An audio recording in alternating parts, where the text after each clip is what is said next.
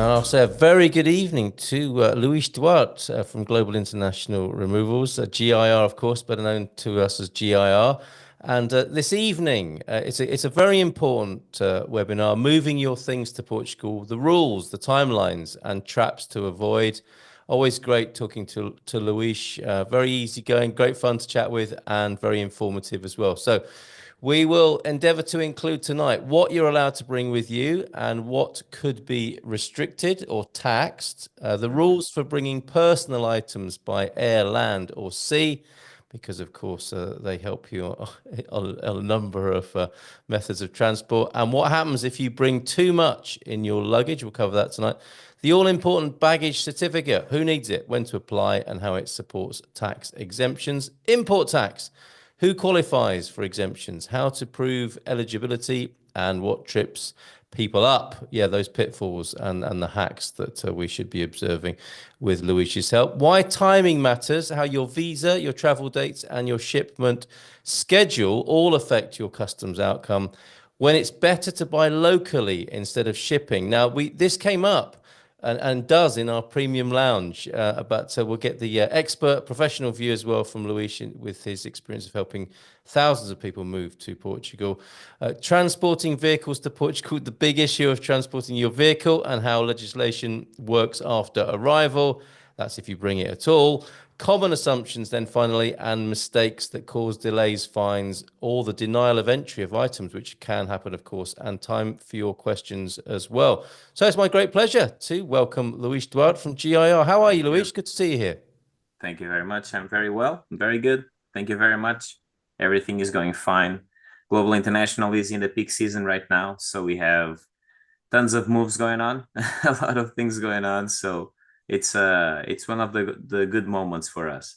It is the season, isn't it? Global International Yep. Relocation, GIR. This really is the not just the hot summertime, but the hot time for Yeah, business for you. it's true. It's literally when school is ending right now. A lot of people are starting to implement the planning of moving, right? Yes. So changing the countries usually happens when school finishes. So indeed, this is the right moment for us to have everyone on board to, row to the same place. So yeah. Yes. Yeah. And every time I've spoken to you recently, you've been involved in some sort of expansion. I'm guessing that's continuing, Yes, helping more people, it's business getting true. bigger. Business is getting bigger, is getting also different. Like we have just recently we have purchased a fine art company. So we have had that area of logistics. We have now spread it into a bit more professional, to say. We have now a thermal warehouse, meaning that we have a climatized warehouse where we only do fine art. We have a team of fine art, trucks for fine art. It's a completely different concept of moving, Yeah. because you have art handlers in one side, and then you have packers that do the moving on another side. You see, so it's a different type of setting, a different type Yeah. of people as well. And of course, we work a lot with museums in that area, a lot of with how do you say, the guys that produce art, the artists, The exactly. artists. So exactly, the guys Yes. that do it. So yeah, we Yeah. worked with a lot of them, and so it's very interesting, and a lot of collectors as well. So actually, art is one of the big questions in moving as well. A lot of Mhm. people move art around the world, you see, along with their move, and a lot of people don't think about it, but it has to have a different type of concept within the packing as well. So Yes. yeah, that's what's new about Global International right now. Very good. But the rest keeps on thriving, to say. Good for you. And regards to everybody there at GIR when you see them in the morning, and the best from us. The question already in, please provide Yeah. contact info for GIR. Well, that's easy. That's the bit in the business directory there, Alex, but we'll make sure Exactly. you've got the contact details whilst we're in progress this evening. During this flight, as it were. So, topics we want to discuss tonight. That first and all important one there, the bullet points that I read out before, Luis. What you're Hmm. allowed to bring with you and what could be restricted or taxed. And you might want to bring in point number two, the rules for bringing personal items by air, land, or sea, and what happens if you bring too much in your luggage. So generally speaking, what you're allowed to bring with you and what might be restricted or taxed and what can happen at border points. So luggage, first of all, it's a concept, right? That I believe what the person that is asking that is thinking about bringing the items with them in the airplane, right? Yeah. Bringing too much. So you are only allowed to actually ship on the airplane whatever the airline will allow you to. Okay, so Oh. they also have restrictions to that. You cannot just go there and say, I'm gonna take 10 cubic meters with me, and I have people enough to carry this stuff with me. No, I brought the crew along. You can't do that. But the truth is, when you bring personal goods, and if you bring too much, to say, the only thing you have to prove is that you are actually coming to live in Portugal, okay? And that all goes down to the baggage certificate, to say. The difference is when you are traveling yourself with a bunch of bags, you are moving and you present your passport and you show it to customs, and they will just say, okay, what are these things? No, this is all my personal use things. Here, see the invoices, you see, or see this. I don't have invoices. I have this for 30 years. And they would probably say, okay, just come along inside. But there are some restrictions with that part, because customs will restrict on computers, on electronics, stuff like that. You see, on clothing, they'll probably say nothing. Only new clothing, of course, because we need to understand that we bring used items with us. We don't bring new stuff into different countries. So the concept of moving, it's pretty much the same, but we have a dispatcher that will represent the client. Okay, so the dispatcher is the person that will then it doesn't really matter how many items they bring. They could bring 3, 10, 2,000 containers if they wanted, as long as they bring within the time frame. Okay, and the time frame is, you cannot have been lived in Portugal for more than a year. Well, let me put this in different terms. You need to be living outside of Portugal for more than a year, and in Portugal for less than a year. Okay, so you can bring your goods to Portugal being exempt of taxes and duties. But there was another question that you asked after, which was, I believe, somewhere on the lines of how the documents and immigration relates to the move. Let's talk about that, and let's bring the all important baggage certificate into the conversation at this point. Yeah, because everything is quite connected, you see. So we really need to understand that everything is it's not one thing separate from the other. Okay, so this also follows certain rules and has to follow the logic of the system that we have in Portugal. Portugal is bureaucratic, and with the bureaucracies we have, we need to know how to go about and do the things in the right way. Okay, so moving to Portugal means that, first of all, we need to apply for a visa. And applying for this visa does not grant us the move itself being exempt of taxes and duties. Okay, the visa will grant us the coming to Portugal and to stay in Portugal. Okay, to live here at, let's say, according to the visa, because that's our entrance into Portugal. And will also allow us to go to the Portuguese consulate and request that baggage certificate. Okay, if I have a visa, I'll be able to have that baggage certificate. But once you are actually in Portugal, you need to go through the IMA process, through the immigration process, so you can actually get your residency. It is when you have your residency that you can bring your goods being exempt of taxes and duties. Okay, so basically the basic rule is you need to change your fiscal address from one country to the other. Okay, and it's when you become a fiscal resident in Portugal that you are able to then do the move being exempt of taxes and duties. And at that time, you don't really need to think if you are bringing too much. Okay, you can bring pretty much everything you want. All right, so that's the rule. All right. I heard you about the cars as well. You were talking about the Well, vehicles. well, let's come back to those vehicles because it's always quite a controversial topic, isn't it? And we've got It some is. questions coming in, and we've also got questions from premium members who couldn't be with us on the call. That's one of the perks of being a premium member. If you can't be here for any reason, we'll ask the question on your behalf. Another good reason to become a premium member at Expats Portugal. Sign up at expatsportugal.com. Let's go back to the things you're allowed to bring in with you because we've been asked by one of our members tonight. I have an air rifle, different to like a shotgun, of course, an air Yeah. rifle. No license needed in the UK. Haven't used it for years, but good for pest control. May I bring it with me? Any restrictions? So these are the sorts of strange questions you get. So Air rifles and other strange things that have come up in the course of your working life, Luis, that we might talk about. lots of strange things, and Okay. and and just a very interesting one was seashells for you to to understand. You cannot bring seashells to Portugal. Imagine. So we I have wow. Okay, what? Because we've got enough. yeah, we have plenty Right. of them. They don't want Yes. any from outside. They just want the ones in Portugal. I don't know. So this is like similar to when you go to Australia. You can barely Yeah, carry a banana in, can you, to Australia? It's a yeah. similar sort of border control thing for Yeah, control of For diseases. Australia, it's a little bit tougher to It's up say, here, you isn't it? It's know? up here. Yeah, Okay, yeah, yeah, yeah. yeah. Australia would be like the most demanding country that I know in the world. You see, Yes, Australia, New Zealand, Singapore probably as well. yeah. But if you think about Portugal, like Portugal with that area, it's I know it because it happens to us. But everything that is fur, skins of animals, stuffed animals, you cannot not stuffed like with. You understand what I'm saying, right? It's not stuffed with. Taxidermy, How do you say? What is that? taxidermy. You Yeah, know that you yeah. really kill the animal and then you put it there, like. Yes, yes. Okay, so that word that you just said, that's exactly. Okay, not that.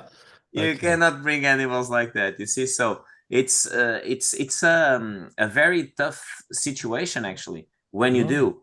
We have had, of course, you could do it, but you would need to apply for such a long process, with the Ministry of Agriculture, with a bunch of other situations that it's very no, don't do it. You see, rifles or guns or whatever thing.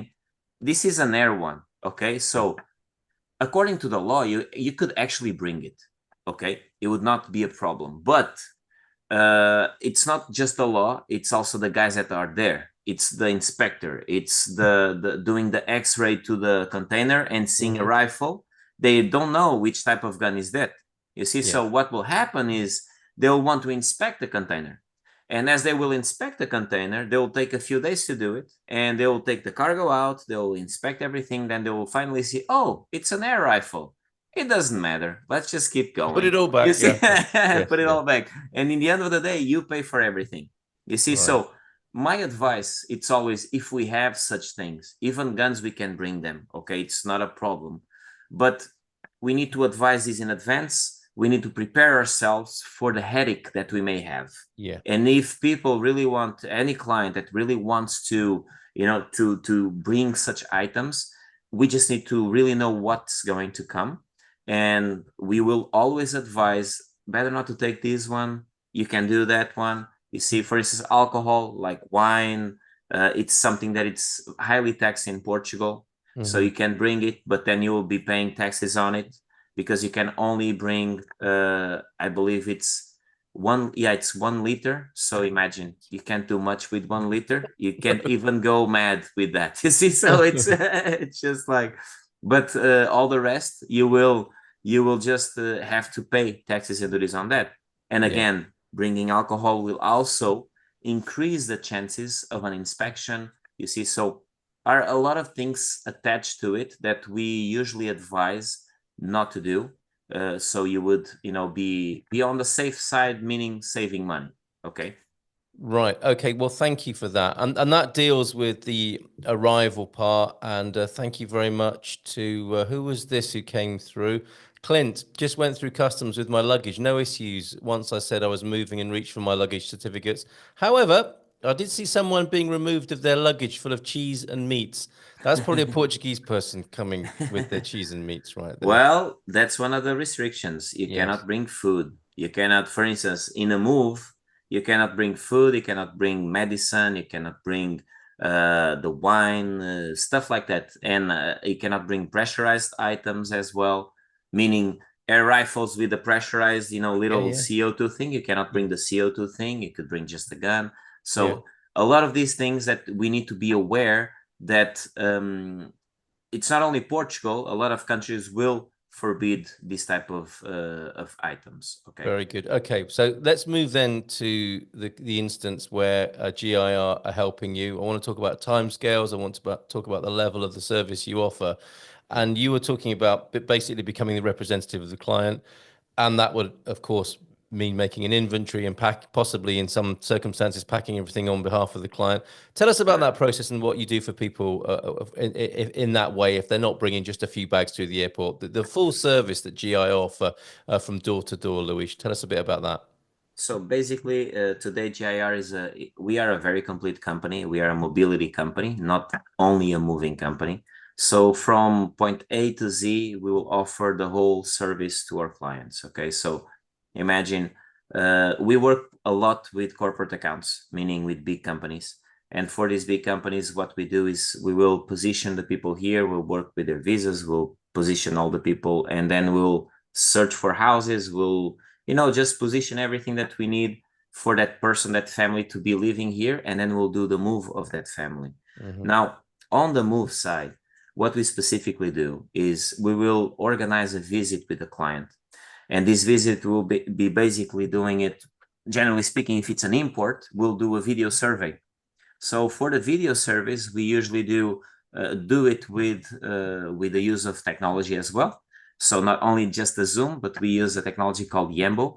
And with this technology, we will actually see our client's residence, and we will it's powered by AI, and it's going to actually pick up all the items that the client is saying that it's going to take with him in the move. So it picks all these up and will create a list of everything, and then we have the volume for the move. Of course, we have an experienced person that is looking also at the items and is understanding if we need 5 boxes or 10 boxes, because AI kind of fails on those things. But it picks actually very well, like if you have a bench, if you have a bed, if you have stools, everything in a house, and you are saying it's going, and it's going to put everything in a list with the pictures and all of that. So it's quite Wow. neat actually to do it and to see it working. But that's one of the things that we are using today. And this call that we do, it's not only to see the house, it's to understand the needs of the client. Each family is a family, and each of them will have different needs. And in every single home, you will find just the little treasures of the family, you see? And generally speaking, these are the things that you want to take with you. It's Mm-hmm. not the TV that you can buy, but it's literally the things you cannot replace. It's the Yes, indeed. memories, it's those things. So then we organize after we do this, we know the volume, we will prepare a proposal. And as we go and we proceed with the move, we will then bring our teams. We will do the whole packing. Generally, a lot of people say, oh, but I already have everything in boxes. No need for boxes. You can leave everything like it is. You see, like just leave it in the cupboards. We'll take care of it, because we will do the whole packing. We will take care of every single thing for you.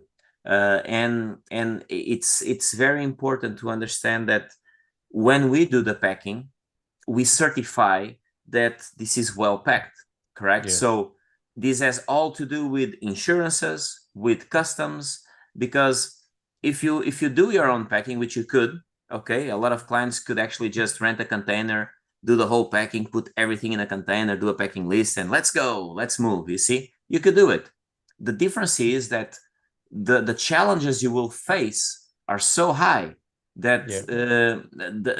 it's not worth it to do it in that way, you see. Yes. So hiring a company like Global International will allow you to first not do anything, just have your glass of water or Coke or beer, whatever you like to drink, okay, and just enjoy the time while everyone is packing. pick up that inventory that we leave with you, because we will leave an inventory in the end. Take that inventory to the Portuguese consulate, get the baggage certificate with that, then send us the original one. We ship everything to Portugal. We will get the documents in Portugal along with the baggage certificate, the Portuguese residence certificate, and a few other documents like passport, NIF number. We'll gather all of those. We'll present to customs in Portugal. They will match them. They will understand the packing list is the same as in the baggage certificate. So perfect. These guys are organized, very good, professional company. Let's do it. Okay. Not So then, arousing any suspicion. Very good. Yeah. exactly. So everything goes much smoother. And then we finalize the job by delivering everything to the house after customs, unpacking and assembling the furniture, and placing all the boxes in the right places that you ask us to put. Like, this box is for this room, that box is for the garage, this box is for the kitchen, etc. Okay. Your top level service must be amazing to be basically get out of bed one morning, maybe on the other side of the Atlantic, and then a Yeah, few weeks later to go to bed and know where your dressing gown is hanging up in your new house. Amazing. exactly. Okay. All right. And honestly, I've had that before. Amazing. I've had clients who asked us to literally, they had like a room which was a wardrobe, a closet, a Walk-in walk-in wardrobe. closet, Yeah. but it was a room, like just a room, Well, and a then you giant room. recreated it on the other side. And we recreated it on the other side. Exactly. Just Blimey. literally like shelf by shelf, Yeah. with everything in the same shelves as it was in the other place. It was in the new house. Incredible. That's amazing. That's amazing. Yeah. Okay, so with that done in that way, and obviously you have variations of that and different levels of service, but Yeah, of that's course. to make sure no import tax is paid when it's done correctly and with the Yes. advice of your company. Okay, and anyone who is coming on a visa will be eligible to be free of that importation tax. Exactly. As long as that person is already a resident, fiscal resident in Portugal. Yes, as you Okay. said, yes. So a year Exactly. out of the country before coming to Portugal, and then within the year of being here. Okay, as a Exactly. fiscal resident. Very good. Okay, time scale for this, Luis. How soon, early in the process, should people get in touch with you to have this happen, and how long does it all take? It's a very good question. A lot of people think that because not knowing, it's you usually think about the move in the end. Yes. So you start the process of the visa and such, and in the end you think, oh yes, I also need to move, but that must be easy. And then in the end, you just don't think about it and you want to move next week. But many times you cannot move because you do have the visa, but you are not resident. And this happens more times than I would like to. You see, so Yes. you should really think on the timeline of, I would say, from the visa time, at least 4 months until you move. Okay, Okay. because that's probably the time that it will take you for you to become a resident. Okay. Okay. Very good. Okay, so there's your timing there, and then presumably you're matching people up with their belongings in good order and good timing as well, Yeah. and that all happens on this side of the water. Yeah. So basically, the timing for a move. Imagine if it's coming from the US, depending also on where in the US, right? Yeah. Yeah. But generally speaking, 4 to 6 weeks. It's the general time of a move door to door. Yes. Okay. Okay. Very good. 4 to 6 weeks. Okay. Let's move on then. And we have got loads of questions. So thank you everybody for your questions, and we'll get to as many of those as we can. And we will we'll have some time with Luis outside of the YouTube recording. Another good reason to be here as a premium member tonight, and lots of questions. So thank you, premium members, for those. I'll get to as many as I possibly can as soon as possible. But we need to cover the main points. And the next one is when it's better to buy locally instead of shipping. Now, some people are going to want to move everything. And we've had a question in, I think, about a bed with a motor. Now, these are the sorts of things maybe it's not such a good idea to bring. Things with motors. What other sort of exceptions would you suggest, Luis, where Well, you think people should buy locally? like motors, engines, it's an interesting question, because as long as they say that it's EU approved, they can Okay. bring it. Oh, okay, Okay. good. Yeah. So it's not a problem, because you could have power tools, even like the engine ones for Yes. working on the yard or something like that, on the garden, as long as they are approved in Europe, you can bring them. Okay. Okay, good. If Right. they are not, which I had also the experience before, they will be destroyed. Okay. They don't even ask you anything. They'll just say, well, you cannot bring this one in, and they destroy it. Okay. Oh, So really? Okay, that's yeah, the first time I've heard that as well. Okay, so that's pretty harsh with your strimmer that's been in the family for 3 generations. But yeah, if it's not approved for use in Europe, it can't come in. it will not. They will Right. also give you the option of shipping him back, right? But I don't know if you want to do that. Probably not. Probably not. So Exactly. what other sorts of things do people need to be aware of? Because there was a time when people were concerned, about their computers, their TVs, and other electrical goods, kitchen Yeah. things. People are very attached to, right? So a lot of people in the US, the power, it's different, right? So Yeah. 110 to 220. The big difference is you can bring everything you want, but you need to have converters here. So I believe it's pointless to bring it, Yeah. right? Okay. So my perspective is even the TVs, a lot of the new TVs work on both power voltage, Yeah. okay? So you need to understand that you need to check those things before you actually ship to Portugal. Yes. All right. Yeah.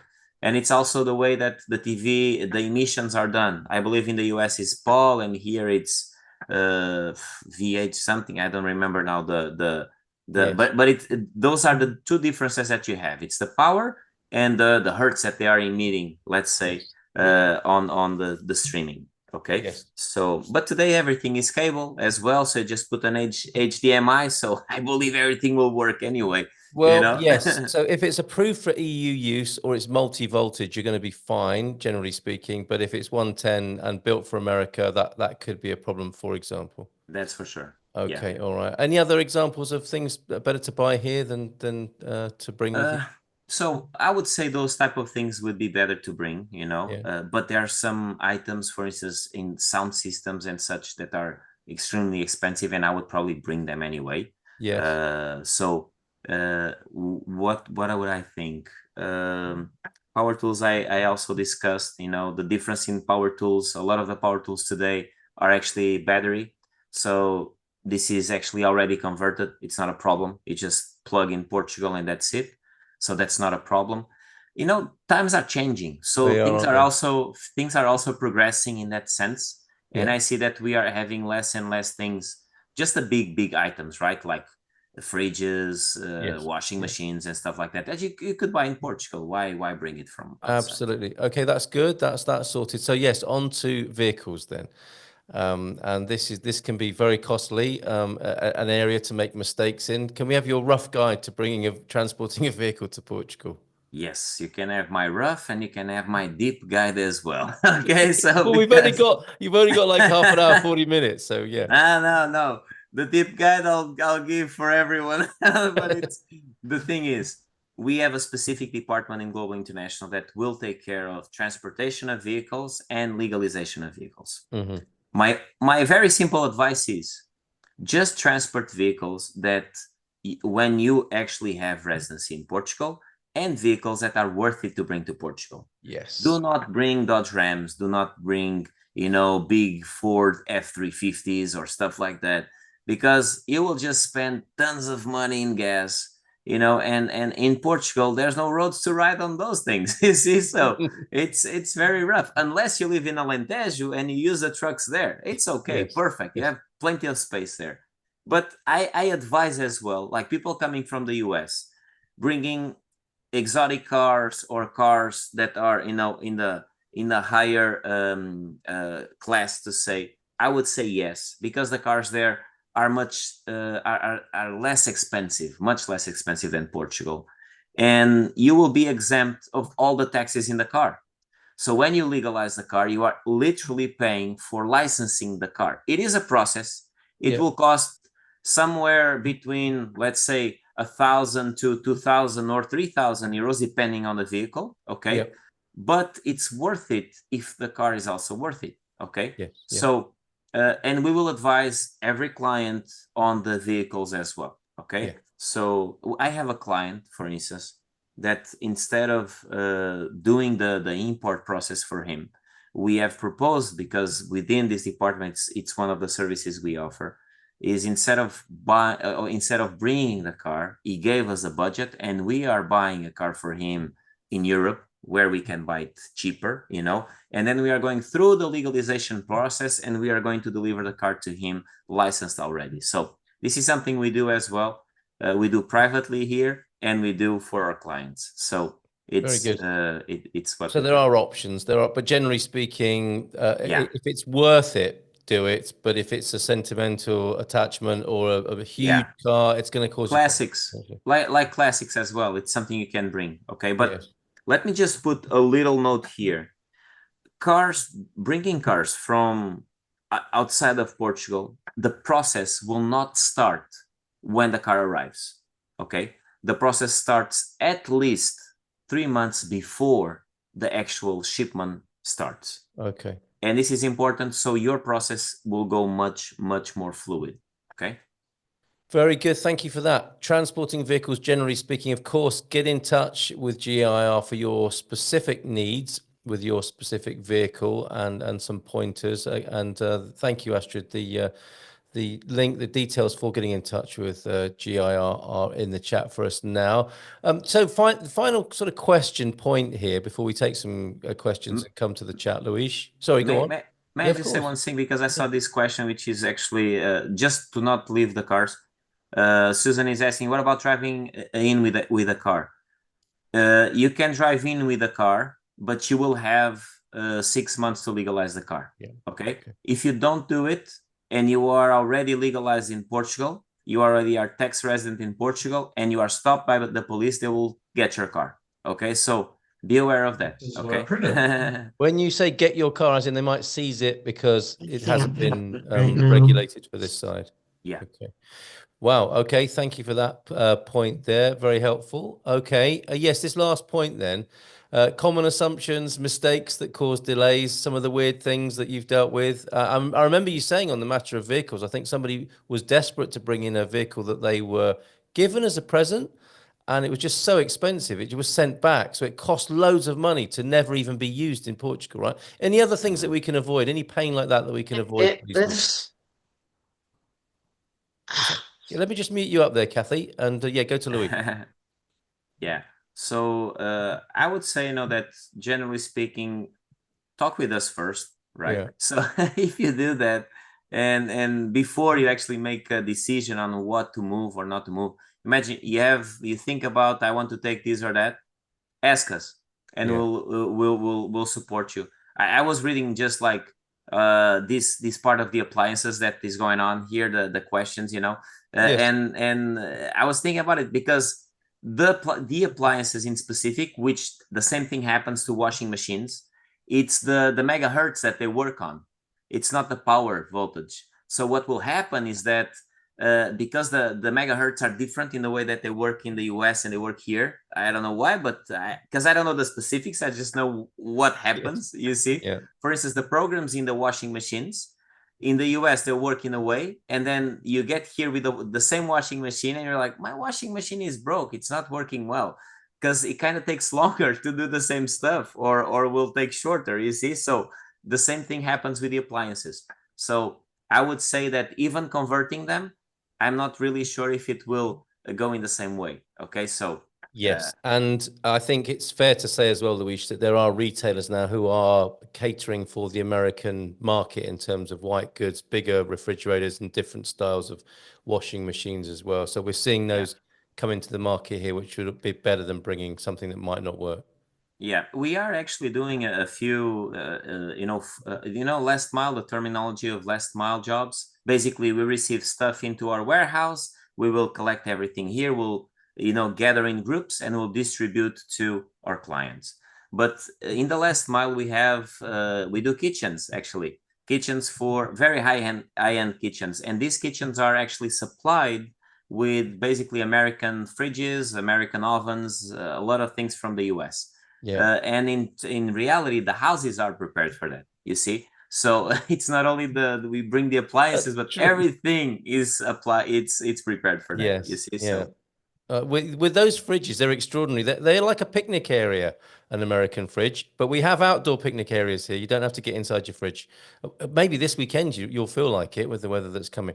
Okay, Luis, I think that's all the points covered. So let's go to a few of the points that have been raised in the chat this evening, and I'll need to go through these in chronological order because there are just so many. Just to make sure we attend to everybody. It's really great that you're asking questions. Thank you for that.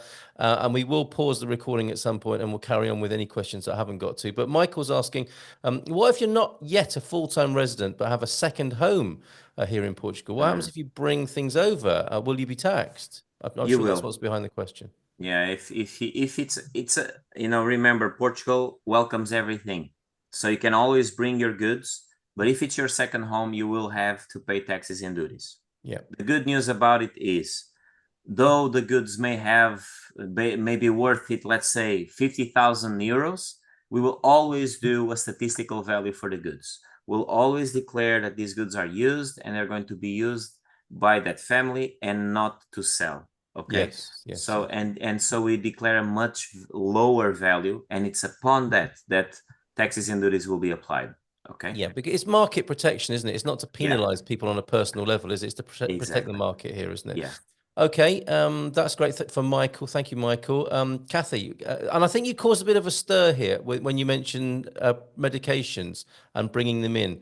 I think you were talking about the bulk importation of medication rather than people bringing in their prescriptions, right?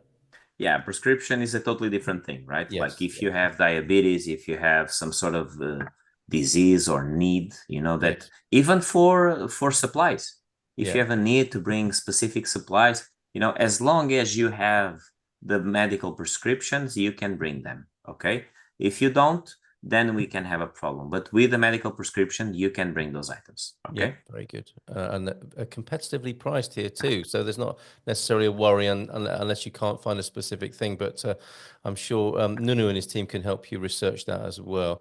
If IMA take longer than a year, which is possible, let's face it, Derek, are you able to bring in duty free with a baggage certificate, although through no fault of your own, you have exceeded the year? What are there any exemptions because IMA have let the side down, as it were?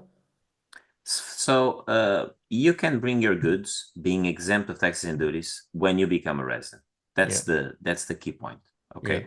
So when you actually go through IMA, and if that takes a year, and in a year time you become a resident, that's when you can bring your goods. Now your question is, oh, but I asked my baggage certificate a year before. Yes. Well, you just go and you ask another one. You see. Right. You just ask the consulate, hey, I need my baggage certificate for my move, and they'll issue another one. Very good. That's how to approach that there. I'll come to you in just a moment, Peter. Thank you. Is it connected with this particular thing, Peter? Yeah. Okay. Go ahead. Unmute and ask for, if you will. This can you hear me now? Yep. Yeah. This bringing your goods duty free. I mean, here I am. I sell my house, right? Yeah. I move out of my house. I then buy a house in Portugal, blah, blah, blah.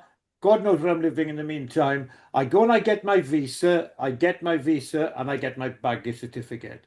Well, the next thing I'm going to do is move with all my worldly goods to Portugal. I can't surely move to Portugal, then wait maybe up to a year to get where is my worldly goods at this moment? To get to get a residency permit, which, as you say, might take a year, might be 2 years for all I know. And then once I've got that, I have to go all the way back to the UK and get my stuff to get it through the customs duty free. That doesn't make any sense whatsoever. I know what you're saying. I hear you, and it's that's one of the bummers in Portugal, and that's why I'm saying about the bureaucracies. You see, like. Before we could do it like quite easily. You see, like you just get the visa, you get the certificate, just like you said, and you just go do the move, and that was it. And right now it's not like that. It's not right now today. When did for that a while. happen? Say it's again. Been progressive. When did that happen? Oh, it's been happening for a long time already. For at least 2 years that is this going on like that. So the problem with that, it's what you're saying. So we have been advising our clients, that what you can do is course, you can move to Portugal. You have to pay taxes and duties because otherwise they will not allow you, even if you have the baggage certificate. Okay. But then later on, you could try to apply, but you have also a window to do that. Okay. You'd have a window that you could go and complain to the Portuguese, Autoridade Tributária, which is like the finances in Portugal, and say, hey, I was just like waiting for my residency and this was on you and these are all the documents. Please give me my money back, the one that you paid for the taxes and duties. We call this a guarantee, you see, but Portugal will always work in this way, and it works for you and even works for me. You see, imagine that the finances here make a mistake. First thing they do is that they charge me. And then I need to prove that they were wrong, and then they give me the money back. You see, so this is literally No, I don't see at all. Where is my goods, my household furniture and goods, while all this is going on? Well, I'm in Portugal, so with an empty house, no furniture, no nothing. That's why I'm telling you, like, you have two options, right? One option is take everything into storage and pay for storage for that, which is stupid. Or if you think about it, I'm going to pay so much of storage that I might as well just take everything to my new house, pay taxes and duties on a lower value, and just deliver my stuff to my new house. You see? How on earth do I know in advance how much that's going to be? Because there's enough costs as it is. Property, going out of control, prices going out of control in Portugal. So as I'm concerned, how the Portuguese manage now, God only knows. Imagine. Because we've gone through this in Wales. We had lots of people coming over the border in the 80s and buying in Wales, downsizing and buying in Wales because it was cheaper than the place we won't mention. But you know what I'm talking about, Carl. Yeah. And Peter, what I'm going to do, let me cover the main topics, and then we'll come back in the after recording part. I'll come straight back to you when we finish, but so that we really can make sure you understand the process. Okay. Yeah, that's really frightened me now because I can't see the. Well, don't panic yet. Don't panic yet. Let's clarify it with Luis after we've got through a few more questions. Okay. And then we'll make sure that we'll calm your nerves as much as we possibly can. All right. We need to get this man some Portuguese wine, I think, first and foremost. Right. Okay. I'll definitely come back. You'll be first on the list, Peter, when we've concluded the recording. But there are so many great points and things to address here. And I know another hand went up, so we'll come back to that. Anna Williams, I think, is just checking the order here, and James Gracia was also asking along similar lines. In this order, then, number one, visa approval. We're being tested here, Luis. Number one, visa approval. Number two, pick up the residence card. 3, get the address.